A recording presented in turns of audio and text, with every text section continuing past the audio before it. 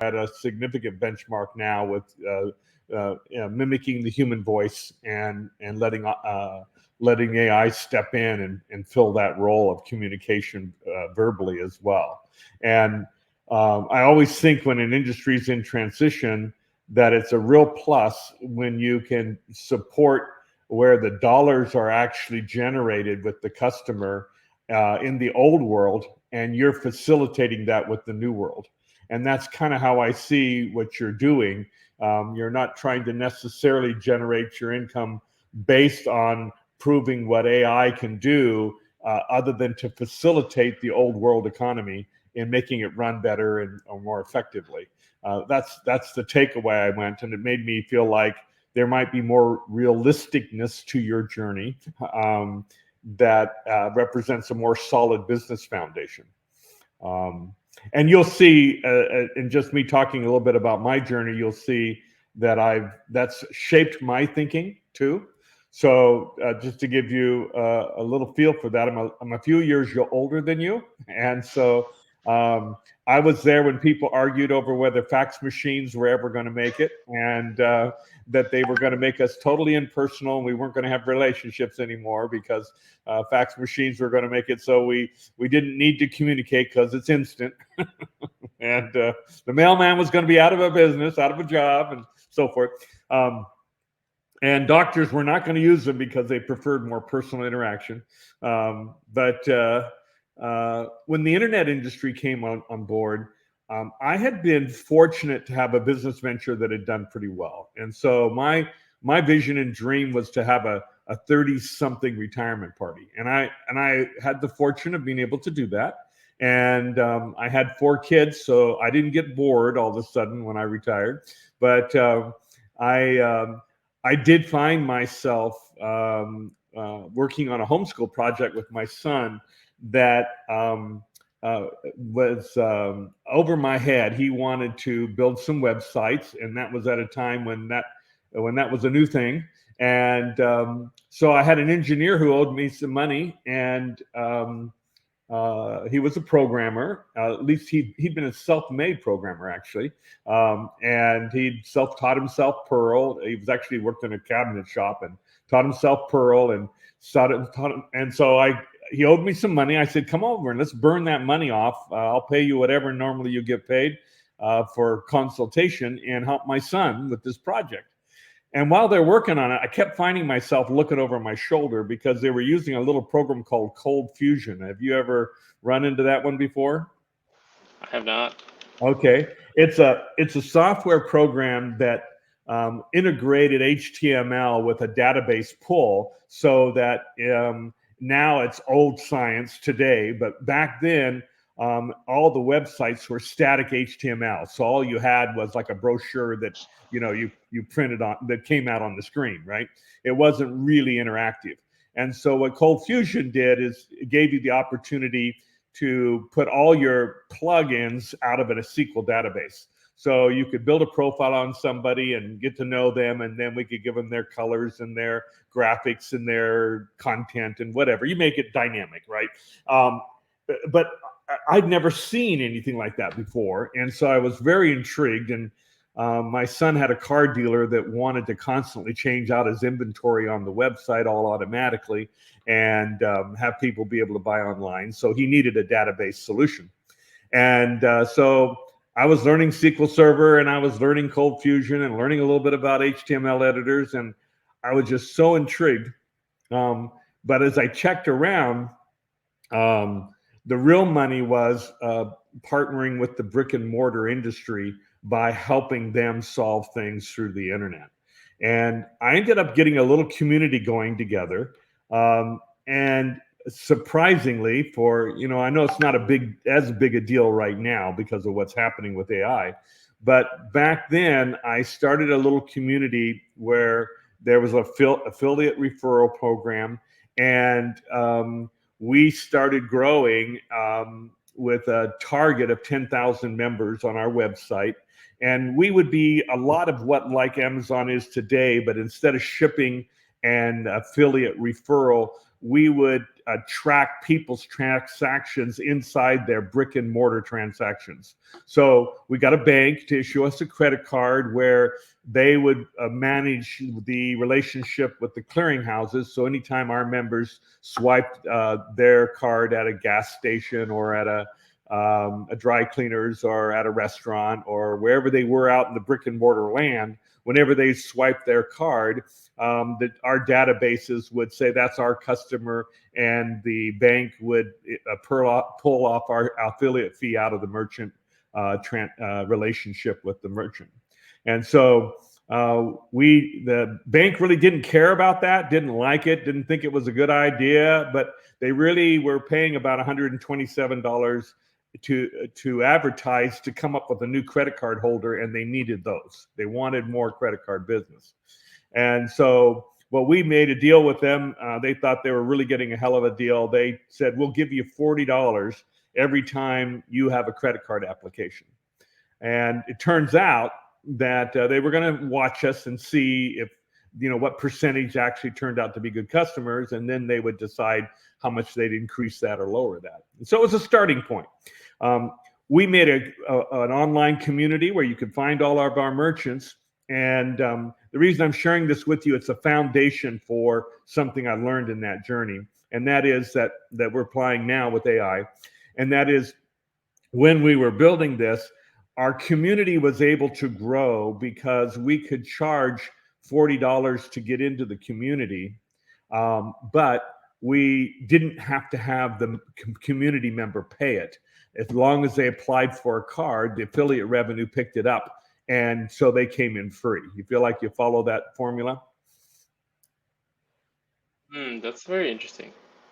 Right? So we were able to grow our community, have a revenue base, and we were able to give them affiliate revenue because we had revenue coming from what I call the brick and mortar, the old world economy, which was the banking industry that was tired of sending out, mass mailers to get a new credit card customer, right?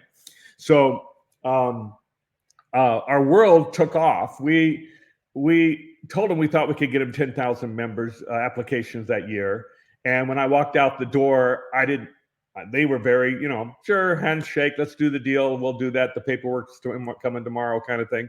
But when I walked out the door, what I didn't know is when the door shut behind me, there was kind of a laughter in the room because the CEO of the bank said to the marketing director, which nobody knew, that I knew someone that knew his wife. So I had an inside, and that was just happenstance, interestingly. But the word that came back is when I walked out the door, they're laughing because the CEO said, wait a minute, what's our biggest affiliate? And the marketing director said, our biggest affiliate, as you know, is Sears. He goes, yeah, but I mean, what is it that they give us? How much do they give us a year? And he goes, well, we get about 2,500 credit card applications a year out of them. And he goes, oh, great. This kid thinks he's going to get 10,000. Hell, if he fails and gets 10%, who knows? He might be our second best customer. So I went off my way and they were happy and we got our contract in writing. And so I went to town, and we hoped by offering an affiliate referral, sort of like what Musk did with PayPal, we really hoped that we would end up with a community that would find us merchants that say, yeah, if you bring us business that walks in the door, we'll give you an affiliate fee, and that our members would find the merchants. And then we also hoped that our members would find more members. They would refer more members. And so we gave them affiliate hit. And I can still remember about 3.5 weeks into this deal, though I can't nail down the exact day, but we put a little timer. Our tech guys put a little timer on our screens. So every time somebody signed up, it rotated another, odometer mile, right? And we had turned the dinger off because it was really exciting when it took a day to get our first ding, right? And then it picked up. But it got annoying after a while because we had gotten up to 2,500 new members a day at that point. And then we realized, oh my God, this is something magic just happened here. And it affected my life. It changed my life significantly in several ways, but it mostly changed my brain to realize the power of an elastic community. Within 6 months, we had a problem on our hands. We had, for totally different reasons, on how the CFO did their reporting of as a public company on their finances. We had the SEC shutting our bank down, and that was a tough story. And they were totally unprepared for 2,500 applications a day because their biggest user was 2,500 a year, so they weren't set up for that. We didn't have Amazon, web services at that time, so we were setting up new server locations, co-locations, adding more routers, trying to stay on top of things. But we ended up with 5 million members within 6 months, and so it was a real eye-opener for us. Unfortunately, my last name wasn't Zuckerberg, and I didn't get either live in Silicon Valley or have the balls to pull off what he did. But it was a learning experience. And so that's just kind of my history that brings us to where the AI world is today. I'm very fascinated with the agentic world, the world of agents being of AI language learning models given agent execution authority, and what I used to think of as a Zapier world being actually elaborate frameworks now that actually don't just give me a language learning model to tell me what would be a good idea, but actually can follow through and execute. And I think you've specialized in a spot there enough to know how magic I think that can be when you're not just getting advice on how to contact your customers, but you're turning AI loose to actually execute.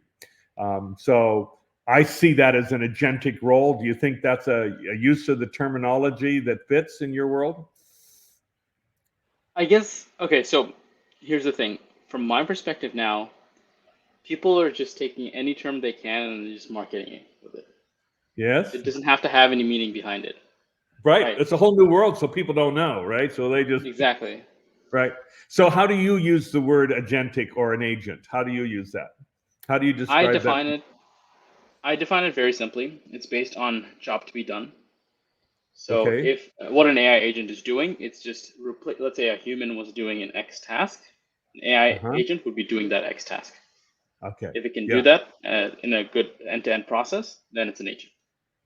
And I would add, in addition to that, the assumption I think you're making, and that is it's doing it what appears intelligently. In other words, it seems to have almost a mystical intelligence, though we know it's just, it's been trained on one word follows the next. It just has this sense that it's almost humorphic, right? It almost feels like you're talking with somebody who's got an intelligence factor. And I think that's what, kind of gets those of us who aren't that technically inclined really kind of marveled at how well it does it, because it can react with the other party on the line. So I like that. I appreciate that. I call it taking language learning models and giving it executable capacity, because you've taken something and you've made it so it actually executes where a human used to execute. So this is a new transition world, and who knows what the next major pre-training is going to tell us. What GPT-5, if there's ever going to be such a thing, is going to do for us, and what the next one's going to be. But it doesn't look like we've come to the limit of training growth and capabilities. And so I've listened to Altman and others talk about how they feel like we need to get prepared for a world where we have agent swarming. Have you run into people using that phrase at all? Yeah, it just means agent swarm basically just refers to a bunch of agents working together. It's again, these terms don't mean anything. Right. Well, you got the technical background to take the mystery out of it. The one paper that really hit me that kind of became a foundation, I don't know if you ran into these guys that did the research in China where they asked the agent at a high level to create a software company, a gaming software company that would have to create a game. Did you hear about that one at all? I have not. It's pretty intriguing. When you listen to it, it's not that mysterious when you listen to how it executed it. But when you look at what they started with and what its results were, it's kind of intriguing. So It said create a gaming software company, build a software company, and market it for me on the market. So that's the high level that they set it up with. Now they had a framework for it.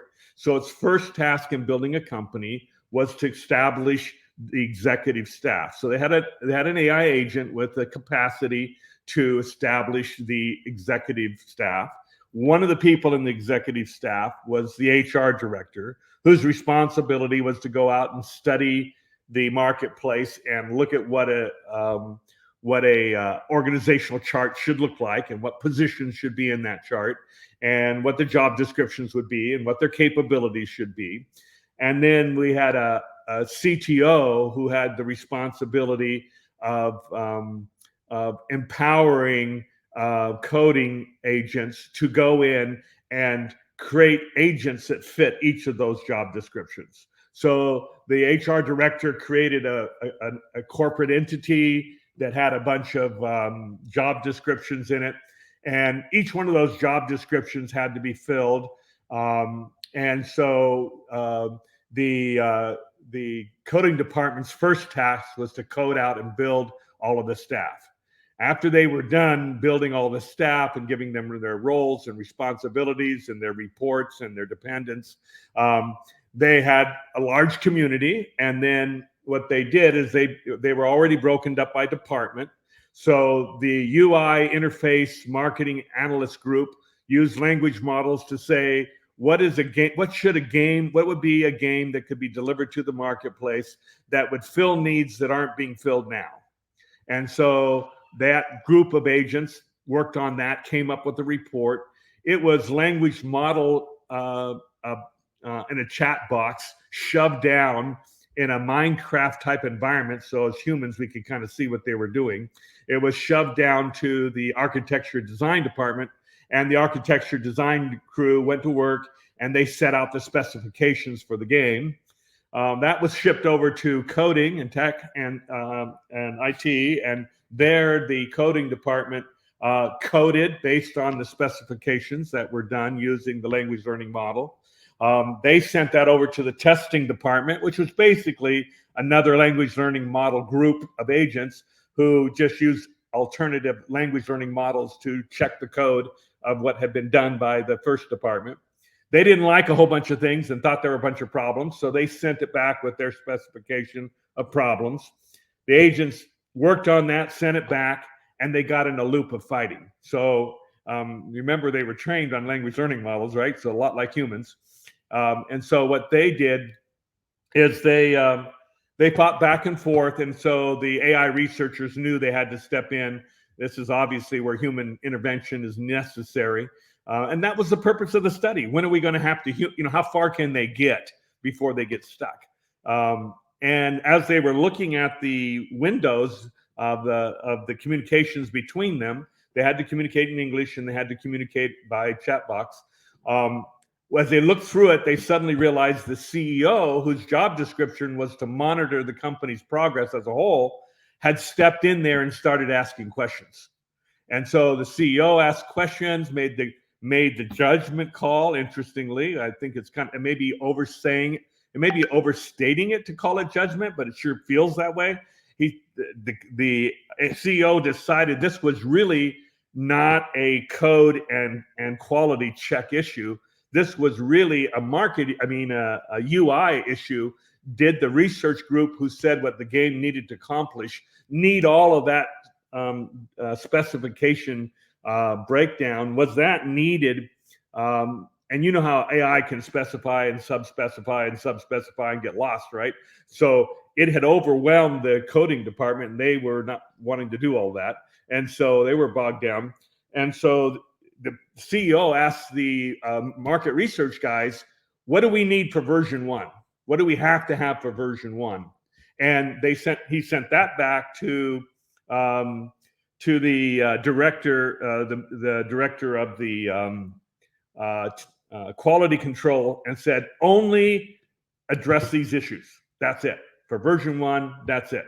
And so as a result, the coders got 4 or 5 issues only in that area. They cleaned that up, went through quality control. Quality control pushed it up to documentation. Documentation pushed it up to, after testing was done, the game functioned. It's a rather, it's somewhat primitive game. It's not like the most elaborate thing in the world, but you can still see it's an interesting experiment. And the documentation department documented, sent it up to social media marketing. Social media marketing prepared the blogs and the content and pushed it out. And people were able to grab the game and play the game. Now, that's my understanding of a very technical paper that you can read about it. That's probably, but it really enamored me with where the concept of an agentic simulation could go. That it could be that complex, that it could be that many units working together. The next thing that enamored me was the concept of empowering these agents to make sub-agents as necessary to keep their production level up to the point that they're not bogging down, they're not holding up the utilization of the rest of the department's progress. And that is kind of interesting when you have agents with authority to create sub-agents, and they have the authority to create sub-agents as necessary to further delineate the activity and keep the CPU usage functioning in a way that keeps momentum. That came out in fall of 2022. Let's see, am I getting my years right? Yes. So I remember people saying 2023 was going to be the year of the agent, somewhat off of that article in that study. Then in 2020, I'm going to guess about 4 months ago, it's amazing how the world gets compressed and everything going on. About 4 months ago, that same team, I believe it was, because it's from China and I think it's the same personalities involved, produced a new paper where they did the exact same thing, but instead of saying create a software game, they said build a hospital, build patients that represent a cross-section of healthcare problems, process them through the hospital, including healthcare professionals, making treatment plans, execution, outcomes, through the hospital to the nursing home, exit to the nursing home to assisted care, exit from assisted care to home health, have healthcare providers deal with them in the home environment. And this all a simulation world, as you can tell, right? But it's just more complex. That one's easy to look up. That one's called, only because I can remember it, it's called Agent Hospital, if you ever want to see that one. But the fun thing they did is when they got done, is they said, let's analyze how effectively this virtual simulation hospital process these simulation patients from a standpoint of proper care for expected outcome and how they were handled efficiently. And let's use existing hospital certification standards entities to review and see what kind of grade they can get. So they went into making the experience of the patients through this hospital graded just like it was a real hospital. And it may not really surprise you that they came up with a superior production. And one example that caught my attention is they realized they could feed the same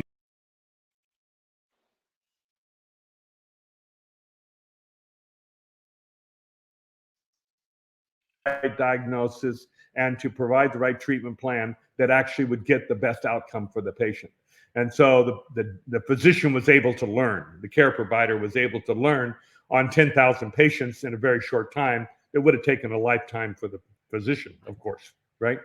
So anyhow, it's interesting. It gave me an inspiration, and that is to create a community where we could bring people together in the AI industry who are interested in what I call agentic capabilities, whatever those happen to look like, and create an agentic city and invite people to come in there that are not just the industry tech, but they're the novices, they're They're, just like with the hospital, they had people in there that were just patients. And have a city where we have humans that have agents living amongst us. And so I was impressed with MentorUp. I was impressed with Midjourney on how they use their business model to actually build off of the Discord community. And I got to thinking about, or the Discord platform, I got to thinking about, have you used Midjourney at all? Your world's kind of in a different space. A lot. What's that? We use it a lot. Do you? Okay, great.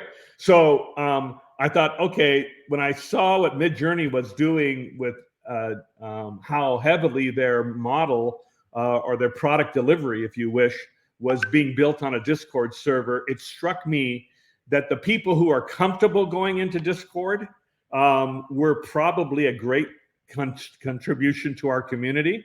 And the people who don't know how to get around Discord creates kind of an educational opportunity and kind of a barrier. As they're forced to learn how to get around in Discord, they're sort of preconditioning themselves to be probably more valuable citizens in our community, if that makes sense. Now, on the monetization side, we're going for the fact that our community will be doing their business in the first life, not in their world in Discord. They'll be living and buying and making money and spending that for sure. Whether they may make money in the the Web3 world or the new evolving space around which internet commerce represents, but they're going to be spending it probably in the real world. They're going to be buying, food and gas and whatever. So that brought me back to that old model that I did when the internet was being early days, and realized that if I can affiliate the brick and mortar business again and use that experience base, I could create a commerce revenue, monetization revenue for our community and be able to reward that in affiliate revenue. So that's that just tells you history and journey and how I've gotten to where I'm at. You can tell with not being a coder or having a technical background, you can tell, I may be stumbling on myself when it comes to language. But what we wanted to do is have a few people who would be just beta walkers, walk through while we had a recording going, just walk through our Discord server, which we just started, and just feel like we're getting a reaction from you, and hopefully find a way to see what we can do to entice you to feel like there's a reason to come back. Are you open to that, doing a screen share and just walking into our Discord server? Yeah, for sure. Let's do it. Okay. If you could find your screen share at the bottom of this one where it says present, and present, how was JC communicating with you? Did she invite you through WhatsApp or through texting or email? What did she do? So JC signed up so JC was looking for help to build in this AI space, right? To build whatever she's trying to build, and consulting, and to bounce ideas off, right? So we can help her build it, white label our technology effectively. Yeah, well, and that's an aspect that we want to, even though we think most of the commerce will be in the brick and mortar world, we want to build in our marketplace more and more tools and resources as this community becomes more intrigued and more excited about the revenue that can be generated in the AI space or in the second life as opposed to in brick and mortar land. And how she's got this idea that you guys have the marketing foundation that might help us transition that community or help us build the community. That's some of the things that she shared with me. Pretty much. Are you able to see the present share screen opportunity? I don't. Okay, so this is a StreamYard is what I'm not that used to. On my computer, I have to bring my mouse down to the bottom. Have you gone into full screen mode, or are you just in a browser page tab? I'm in a browser page. Okay. But so, regardless, okay, I'm just trying to understand what the objective is that we're trying to achieve. My objective is just to have you screen share with me as you walk into our Discord server and just get your reaction and watch where you run into roadblocks or where you think you can see immediate suggestion opportunities, but give you a chance to look around our Discord server real quick and see if we can get some feedback from you. So JC basically asked me to see how I can help you guys in essentially our consulting services. So I'm not really sure how I'd be helping in that way. Well, I'm just guessing, and I may be wrong, but I'm guessing you understand your product, of course, really well, and that you're probably better off to help me imagine your ability to help create, instead of me trying to realize your product, which will be important, of course, but I'm thinking you might be the best person to say, this is how I can help you with monetization. And I gave her the air a couple reels, showing how air works and how impressed I was with that, and how I thought that was such a bridge product that bridges people who need to be talked to on the phone, and that we needed to consider how we might use that. And that's when she said, I think you need to. So we have that technology. So we've developed something like that of our own. I think it's better. Yeah, that's what she said. And I'm assuming you're good at that based on what she said. And I'm just thinking maybe you can help me. And we don't have to look at the Discord server. I just thought you might want to walk in there and give me a feel for it and maybe help me understand how you would design a product that makes me your ideal customer, so to speak. Yeah, I think, that might be a bit far removed of what I can try to do at this moment. Okay. But what I want to do is help you with my expertise where I have it. Okay. That is either if you're trying to market this community and try to bring more people in it, that's one thing we can help with. The other thing is if you want to implement technologies to make sure that's happening, we can help with that.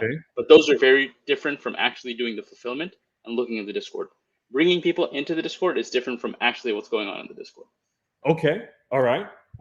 So currently, the only way we get people in, and it's a pretty high close rate, so to speak. Currently, the way we get people in is we just get them to look around, and we're kind of weeding out those people who find Discord too technically challenging, and we think that's probably okay for our community to be a little bit more propeller head as a target market to get started with. As we get down the road, it's like mid-journey prompting. As it gets more developed, it speaks more layman language than it requires. I understand. So you guys, basically, what I can help you do is develop a marketing funnel where it's automated with the AI, right? So let's say whatever you're doing, I can help you create content, run emails, and do these things so you can attract them to a page where you're showing them the kind of benefits of your server and why, and then hopefully take them to convert them from A to Z. Okay. Now, in that equation, do you also venture into the space of helping us identify our ideal customer and where the mailing list? You do help in that area too? Yep, exactly. Okay. And we're looking for ways to monetize. And my past experience, we very quickly attracted quite a large community who became full-time representatives for us. They were basically affiliate full-timers trying to figure out how to make a living out of our community. And so I'm assuming that the discussion she had of white labeling your product so we can basically have our entrepreneurs buy a package, a bot from you, or however you do your services, buy a service package from you, and you could help them grow their new citizen immigration growth. Is that probably true?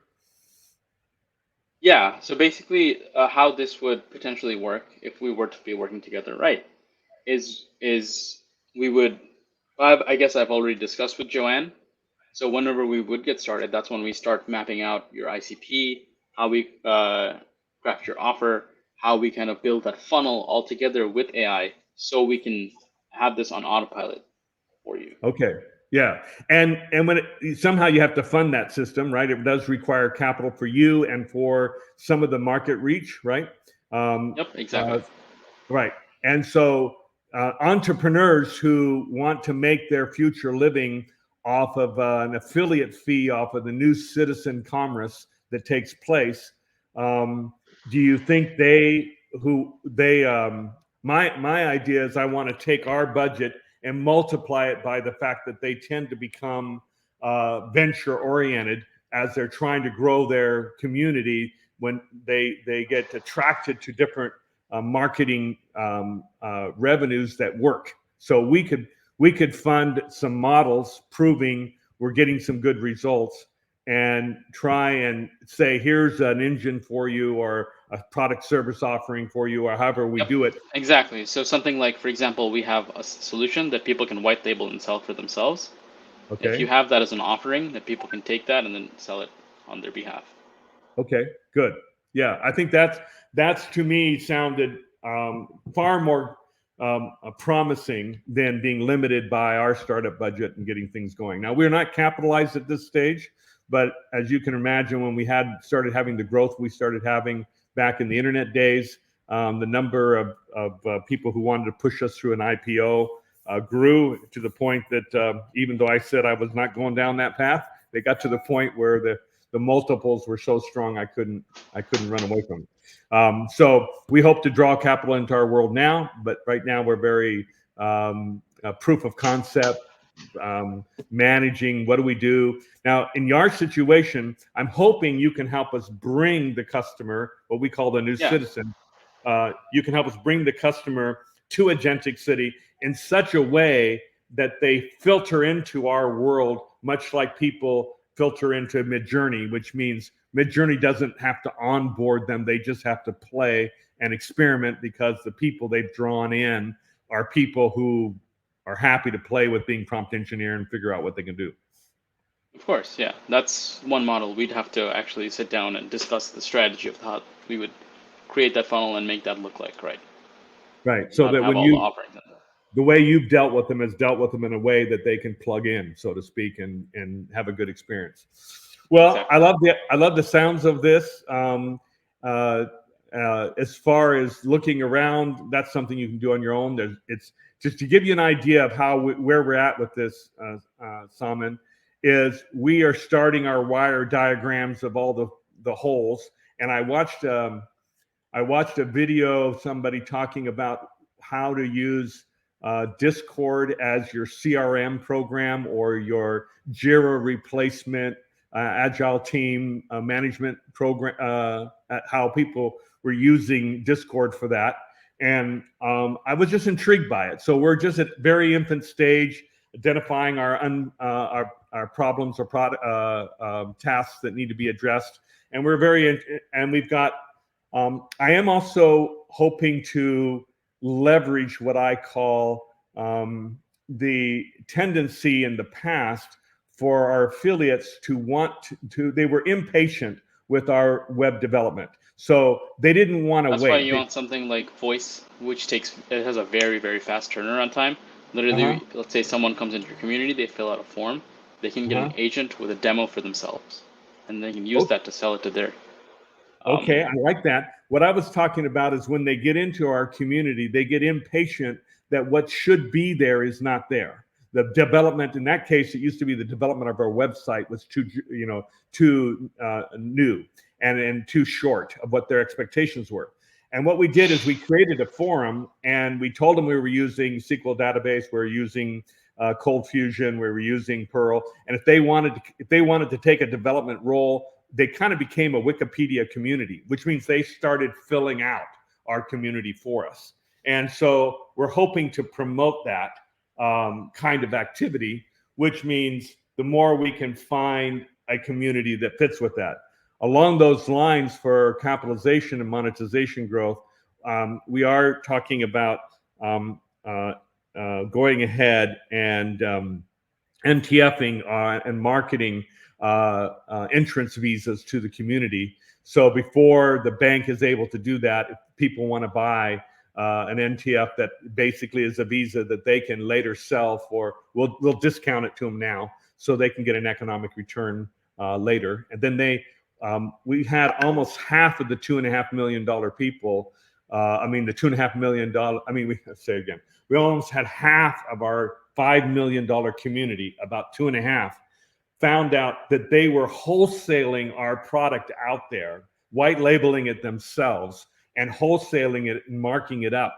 And that turned out of our 5 million in growth, half of it came from there. And I thought to myself, oh my God, if I'd only facilitated that instead of them having to hide their activity and what they were doing. And we had unhappy customers saying, well, I paid a lot more to get in here than you did. And you know, if we just facilitated that, it would have been a good thing. So one of the things that we're hoping to do is collect a lot of people who, either because of the population that's more attracted to going into Discord, or the population that's more attracted to using a technology product, that they will become a Wikipedia community, and that they help grow the community they've moved into. You can see how I'm using this language of homesteading and moving in and becoming a community member, so that they feel like they're helping build the community. And hopefully that feels true for you. If you're a star merchant for us, hopefully you feel like you're helping build the community because it's symbiotic to our business growth together. Yeah. So Don, let me ask you this. What are next action items? Because that's what I like to do. I like to dive in and then think of us as like a tech partner, and that we are the developers and we're developing for you, right? Well, I think I've done enough of an explanation of who we are and what we're trying to accomplish. I think the next step is, if maybe you can share with me, in whatever format you want to do that, where you think I could be your most ideal customer. In other words, I'd be fitting into what you've already really gotten good at, and therefore I'm a templated type customer for you. And you can put all your you can put your time into our success, customizing as you want to not having to reinvent the wheel for us. That makes sense. Okay, so this is how I see it. I think the best way to do it is making sure that to use you as an example, we need to, 1, build you a demo, 2, get you onboarded, 3, set you up with a portal and a funnel, so you can, 1, attract people to your community, 2, show them the type of software they can use. So you have your own AI that does the phone calls, the SMS, emails, whatever, right? Basically, you're practicing what you preach. Okay. Right. So if you want to do that, that's when we'd have to get onboarded, and then we build it for you, and then you use that as marketing material and demos to attract your community to come to the Discord to understand how these are built and how they can build it for themselves. And then you guys are basically reselling. Does that make sense? It does. It does. Yep. Have you ever done anything for an NTF community where you were marketing the closure or the sale of NTFs? No. Okay. Have you ever bought any NTF products? No. Okay. Have you done anything in the cryptocurrency blockchain space at all, perchance? Not development wise, but I mean, I've invested in it. Yeah. Okay. So you've been a customer, so to speak, investor, but you haven't had a client that was serving that community at all. Do you mean NTF or NFT? I'm sorry, NFT. Okay. So we want to NFT our several things that people can buy, but to reward those who want to invest basically in something that we can control will have an appreciation value. Gotcha. Okay, yeah. I mean, again, think of us as the tech partners, right? I don't know how you want to approach, but I would assume next steps is, if you guys do want to proceed, if I don't know if who's responsible for that, if it's you or JC, but whatever it is, we should get moving fast because it takes time to develop. We should do what? We should start developing fast because you need a demo to sell. Yeah, we need a demo to sell. Okay. So from a standpoint of getting that started for you, that journey because you put other customers through it, I'm sure. What is important that you need from us to make sure that happens well? So essentially, it's just mostly communication. It's you guys being actively communicating, and then Okay. following what we need. Right. So All our right. process is pretty simple. After has JC told you how we work? Uh-huh. So Yes. do you have you been comfortable with your experiences with white labeling so far, or is that kind of a new space for you? It's not new. We've been doing it for a while. That's why it's all over our website and testimonials and everything. Okay, great. All right. Well, I'd like to see what we can do to give you whatever communication we need. That's not hard to start with. Obviously, a demo will help us. Do you put some effort into helping us define where we get our, I know you said where we get our leads, but as far as what our How target we get audience, them and how you do. Yes, yes. and Offer so creation, all of that.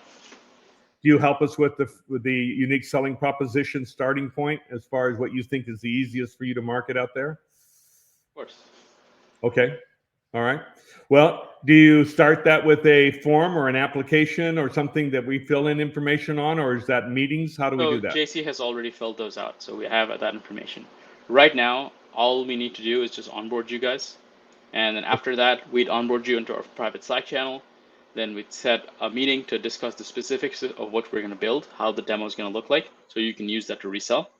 Uh-huh. And then we're going to start building out for your unique, your ICA, your avatar, Mm-hmm. and how you kind of target them and get them. Okay. And what are we looking at economically to get you started on that journey as far as the commitment on our part? Commitment on your part, it's pretty simple. We just keep it as a retainer at 2,950 a month. Okay. And yeah. All right. So that's basically a $3,000 a month retainer. And how far do we go through that before we probably should be talking about revenue out of it? Sales happening. I think if you're good enough in the first 1 to 2 months, you'll get it. You'll get Yeah. sales. It should turn around right away. Is what you're Yeah. saying. If the product presents If well you're enough. a good marketer and you can close, then 100%. If you're Mm-hmm. not good at that at all, then it might take a little bit more, but I'm assuming you are. Okay. Well, you've interacted with me. You can make your own conclusions on that. Yeah. That's what I'm What saying. I'm about? assuming you are. Yeah. Okay. So what did you think is the product threshold, the ticket item size that your system is most prepared to handle? What do you think is a good target number? What does that mean? Well, are we talking about an entrance barrier that we want to keep it at $40, or do we want to start it at No, do not start it at $1,500 $40. You at least have to charge $1,000 plus per person. per I mean, person? you Okay. should at least. Yeah. So Or we need at the very least 500. At the very least, because okay. nobody has this technology. You have private access, and you're reselling it, right? So if you just get a Right. couple sales, then you're good. Yeah. Yeah. I want to make sure that our experience turns out well, right? So, Mm-hmm. yeah. And, I'm not afraid of big ticket items. I've sold business coaching services at $50,000 a piece. So I'm not afraid of that. We just need to figure out, what our master class or whatever it is we're going to do that will be the right matchup for our relationship with you. So that for so far you're using humans, you're assuming I or somebody or JC or others are actually doing the closing. So the sale is not going to be a complete automated funnel. It's going to have It's when we get the end gate, we have the lead to the booking. That's going to be automated. But the closing is, if you're doing it, depends on what you're selling. Because that, I guess we would need to talk about a bit more. Let's say if it's just to the Discord community, that can be automated.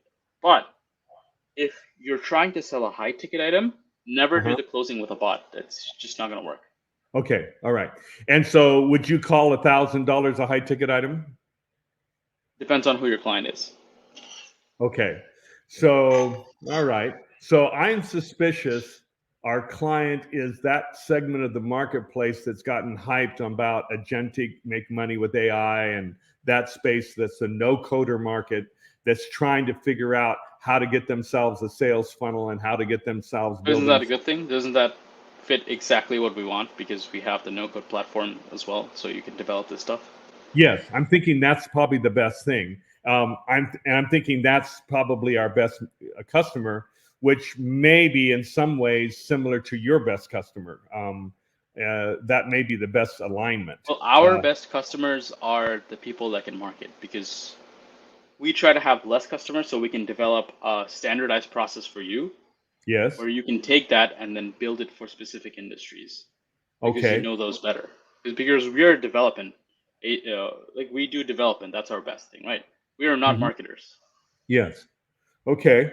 So part of my thinking is that the best place to pick up a $1,000 or just jump on that for an example, $1,000 ticket sale would be for us to go in our community, would be for us to go for the entrepreneur who is excited about the possibility of the affiliate revenue they can make with us, and Exactly. how they're going to be rewarded for being able to bring whatever they develop in the agentic space into our market space, into a community that they can make money off of too. And when they want that, my guess is 99% of them won't produce a product worth marketing in the marketplace, but in the process, they'll bring enough people in, just like Elon Musk had with PayPal and eBay. You know, a lot of the customers that PayPal had did not turn out to do well making money on eBay, but they were making so much money on their merchant referral of eBay that they became happy, long-term customers. And I think that's the formula that might run itself here again. People who are looking to make money with agentic development capabilities with the AI industry, they need to market what they want. They need to help in how to create it. They need to be in a forum of people like them that are trying to create something. And they need entrepreneurial hand-holding through the process, coaching, that kind of thing, to help them be successful. So that's that. I'm going to call them an immigration officer in our city analogy. They're going to be a immigration development officer, economic development officer that's going to help create commerce and make money. I think that's probably the place where there's $1,000 product line. From a standpoint of talking about this to the point that you feel like you're in a good action space, do you want to let our conversation simmer and come back on with your walking us through anything else that you need, or do you just need a retainer to get started? Yeah.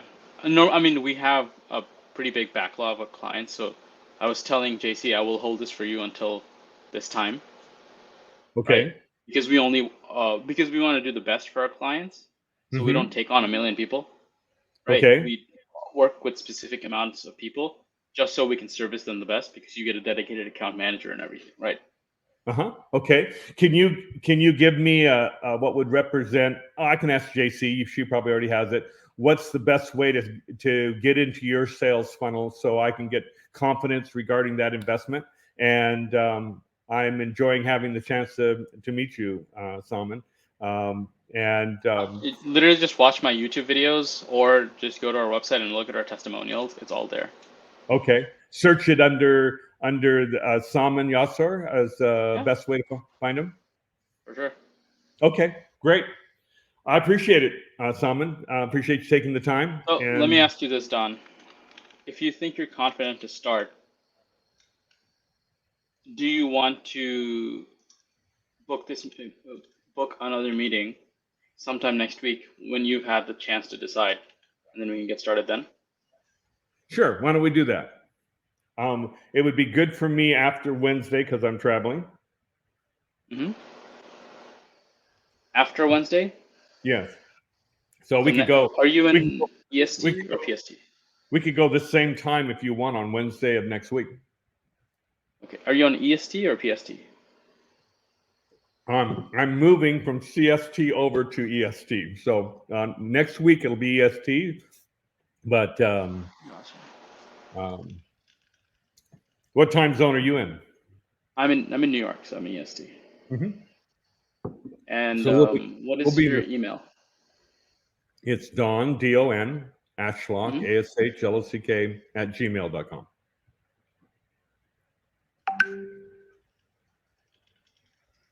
Okay, I'm going to send you an invite. Should I also send it to JC or no? Yeah, copying her would be fine too. And I'll look around. I've enjoyed meeting you personally, and I'll try and get myself up to speed on your Yeah. playing with. We try to do stuff fast because we try to pride ourselves on being like men of action. So we Okay, just keep going fast. Because why are we just wasting time? You know, I this just industry spent. moving fast. I've just spent the better part of the 5 years before COVID in China. And my analogy to what happened to my brain when I went there, every time we talk about something, they're getting it done. You know, they do it wrong, they mess it up, but they pick it up and try again quick enough. It's still better than having planned. Mhm. So let me ask you this: since you have me here right now, what other information do you need that I can help you get?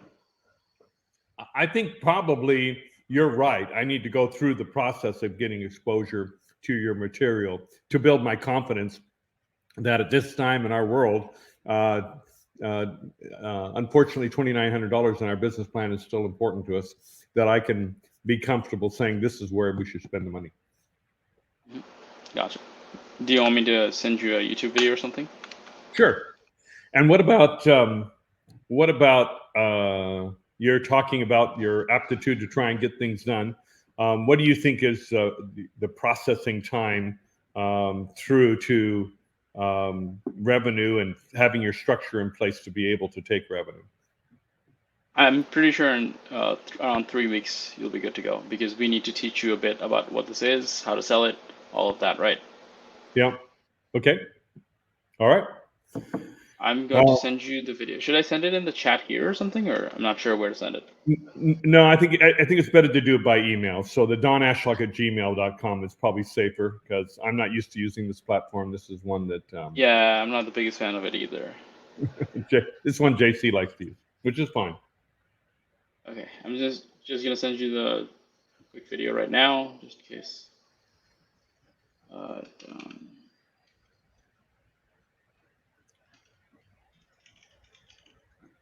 Have you done any videos that are kind of long format podcast style at all? Yeah, I did. Oh, do you want that? Well, I'd be interested in that too. But part of my reason for asking the audience, I mean, the people in the podcast, was it somebody interviewing you about your Hmm. business? Okay. Yes. Was there a customer in that setting? What do you mean? Was Wait, there I one mean, of we you? talk about a customer, yeah, Okay, yeah, but there wasn't one present, right? during the podcast. Uh-huh. No, the podcast was someone interviewing me. So there's Yeah, just got it. Okay, I got it. yeah. But if you Thanks. want the testimonials, they're all on our site. Yeah, I know the testimonials there. It's I'm intrigued with why long format seems to have a whole different credibility piece to it than something that feels like marketing material. And it seems like it should be logical, but I just wondered if you'd gone down that path. Yeah. Did you get the email? Let's take a look here. I do have an email from you, and it's a calendar invite. So I've got that. And what else do we have? See if I've got anything else. You sent more than one or just the calendar invite? I sent another, just a quick email. It's Okay. with the YouTube Okay. video. So I don't know if you got it. this second one hasn't arrived yet. Maybe you can see the spelling of my name on your screen. The second one hasn't arrived yet. Okay, I'm just gonna send it here as well on the calendar invite if it's easier. See if you Okay. can see if you just got an email. All right.